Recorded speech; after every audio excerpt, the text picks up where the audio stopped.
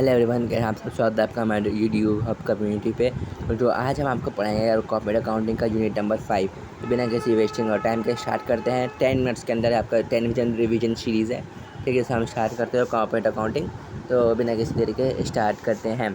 ठीक है, तो कॉर्पोरेट अकाउंटिंग में हम सबसे पहले टॉपिक पढ़ेंगे अपना CSR, कॉर्पोरेट सोशल रिस्पॉन्सिबिलिटी क्या होता है। तो क्या होता है कि voluntary contribution made by the company for the betterment of society and cleaner environment.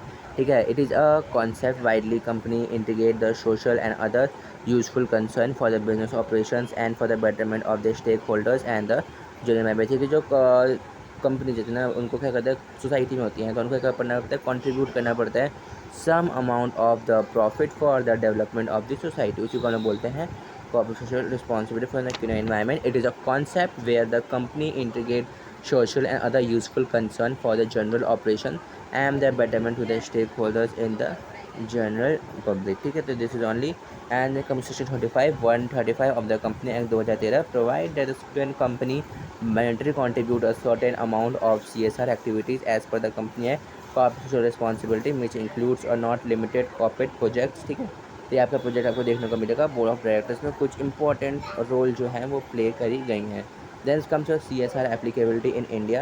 The CSR applies to the company fulfilling any of the condition preceding financial year। Net worth देखो CSR की एप्लीकेबिलिटी क्या है, net worth more than 500 crore, turnover जो होना चाहिए more than 1000 crore and net profit जो होना चाहिए ऑफ मोर देन 5 करोड़। तो बोर्ड ऑफ डायरेक्टर होते हैं 2%।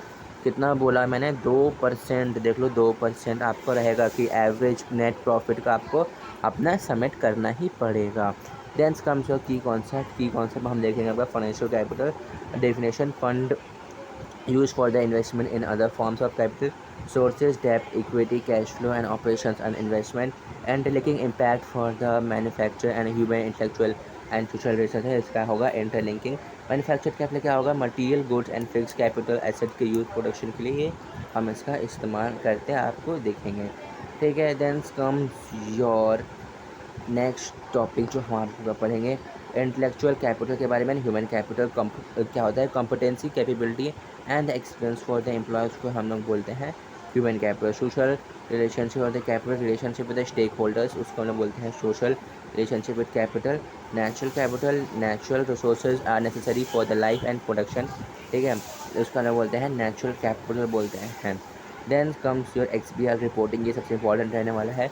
इलेक्ट्रॉनिक रिपोर्टिंग स्टैंडर्ड क्या है, XBRL is a standard for the electronic communication of the business and financial data and enabling the efficient and accurate reporting. XML क्या होता है भैया, देखो XBRL तो आपने पढ़ लिया, अब XML पढ़ना होगा। XML क्या होता है, XML क्या होता है, एक्सटेंसिबल मार्कअप लैंग्वेजेस है जो अलाउ करता है tagging up of the financial data. Tagging up the financial data जो टैग करता है उसको बोलते हैं XBRL। और XML बोलते हैं, और XML बोलते हैं जो आपको टैगिंग करता है फाइनेंशियल डेटा को।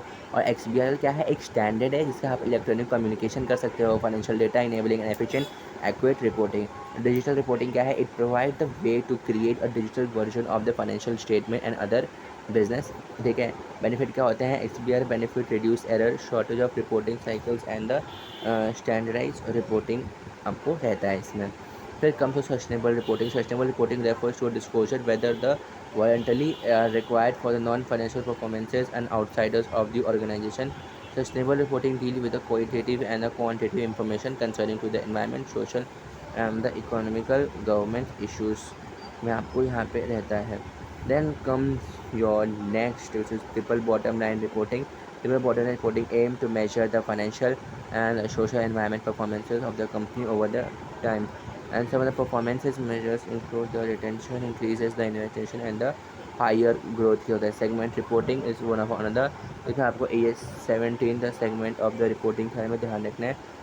Determinations of the segment reporting।